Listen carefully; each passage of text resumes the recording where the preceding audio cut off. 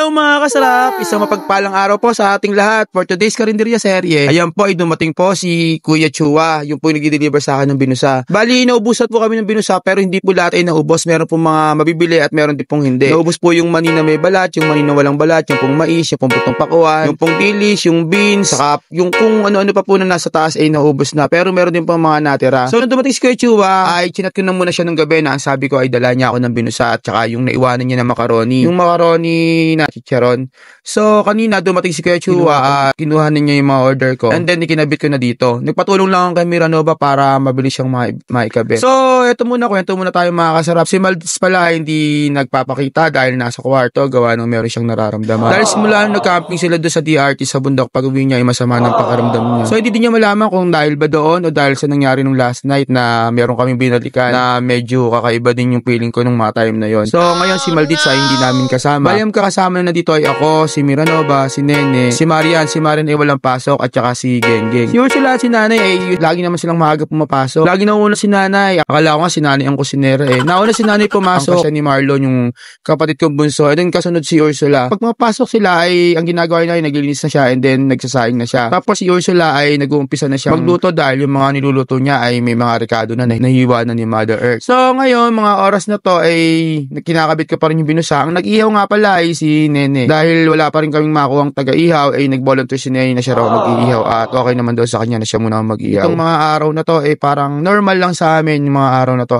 Bali magla-lunch na to kaya medyo binibilisan ko na rin ang pagkakabit. Kasi mahirap na kapag ka naabutan ka ng mga customer dito na nagkakabit. Kung makikita nyo yung instante, yan may mga ulam na, puno na yung ulam, nakaluto na rin halos si Ursula. Yung mga binusaan, nilalagay ko na lang kung ano yung wala at saka yung kinakabitan ko. Nang kasing iba meron namang natira katulad ng mga sweet tsaka ng mga marshmallow. Ang unang-unang suki ko dyan, ako si Ursula tsaka yan si Miranova. Halos yung banana chips siya nang umuubos niyan tsaka si Ursula. Ewan ko kung ano ginagawa nila, parang mga naglilihi yata tong mga ito. And then may mga customer na rin kami, lalo na sa parking, nandun yung truck ni Ontong at may gumagawa. Kaya dire-diretso din yung mga customer din namin ng mga oras na to. Kahapon nga pala nagka-problema ako dun sa water dispenser kasi yung nasa dulo na water dispenser namin, kung makikita nyo yun nandyan, hindi pala umiinit. So, sinabi sa akin yun ni Miranova na hindi raw umiinit. Kaya ang sabi ko mamaya sabihin sa akin kapag dumating na yung nagdadala ng tubig na papalitan muna para mapaayos nila. Pero yung dalawa naman na water dispenser ko ay gumagana kasi heavy duty yun. Makikita nyo si Mother nandyan, nanggugulo na rin yan kasi tapos lang siya sa mga gawain niya. Bali si Mother sa umaga lang naman siya, mga alas 9 or 9:30 tapos na siya. Bali ganun din si Ursula, tapos na rin kaya umuwi na sila. Mga oras na to may mga customer na kami at si Marian ay maaga gumising. Si Maldiz hindi nyo pa rin makikita dahil nga nagtatago. Ayan, may customer na kami rito nung umaga na to. Bali mga oras nito siguro nasa pagitan to ng alas 8 hanggang alas 9. Kasi pagka mga alas 10 hanggang alas 11 hanggang alas 12 ay hindi na kami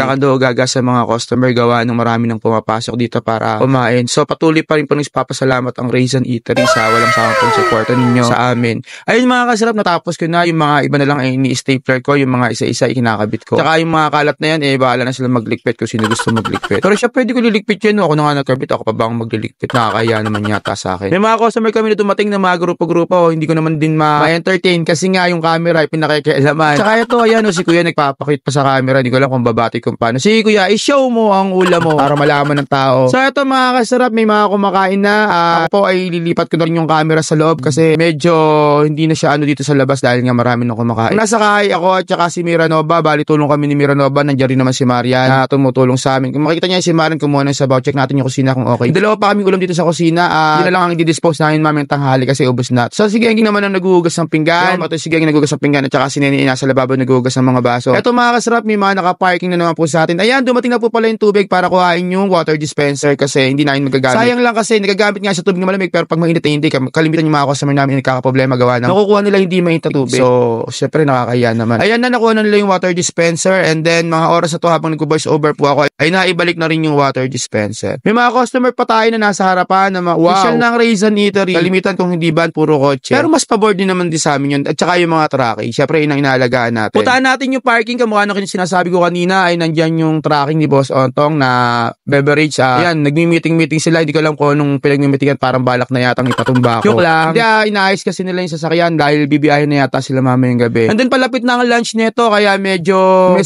segue na lang ako. Kung makikita nyo, ay si Mingming ang aking lakad siya, may natutulog. So pag nakita yung si Mingming mga customer, ay wag yung paalisin or wag yung sasaktan. Basta tayaan nyo lang siya, mabait naman yung si Mingming, yun ang aking lucky charm. So mga kasarap, okay na yung mga ginagawa namin, naikabit ko na lahat ng binusa at nandito na muna ako sa loob para tumulong ako kay Miranova dahil nga gawa nang wala si Maldits. Kami muna ang nandito sa kaha. Sa dire-diretso lang kami ni Miranova para mag-serve sa mga customer namin. Saka ipinasok na yung camera kasi mahirap pag nasa labas yung camera. Nasasagi, nakakatakot baka mamaya biglang malaglag, wala tayong gagamiting pang video para sa mga content natin. So mga kasarap, si Raysan ay nasa kwarto kasama si Maldits at ang nandito lang ay kami lang para tulong-tulong lang din kami kasi kaya naman namin kahit na wala si Maldits basta meron lang nag-aasikaso sa kaha. Si Raysan naman ay tumutulong at dahil gawa nga nung wala siya pasok nandiyan siya sa kwarto nagpapahinga. Kaya na kasi umalis siya pero ngayong hapon may balak siyang pumunta sa dentist para magpa-schedule. May schedule na yata siya ng kanyang adjust ng braces kaya maya-maya ay aalis na rin yun sa dentist. So mga kasarap, mga oras na to, si Maren nakakatulong na rin natin dahil gawa nang wala siyang pasok. Dahil nga, Chinese New Year nga pala mga kasarap. Sa mga kababayan nating Chinese, Kong Hei Fat Choy sa inyo lahat. Hindi kasi ako Chinese ako ay half Japanese tsaka half Portuguese. Kaya ang labas ko ay Portuguese. Wale! Happy New Year sa mga kababayan natin na Chinese. Sana tuloy-tuloy lang ang blessing sa atin ang magandang pasok ng 2025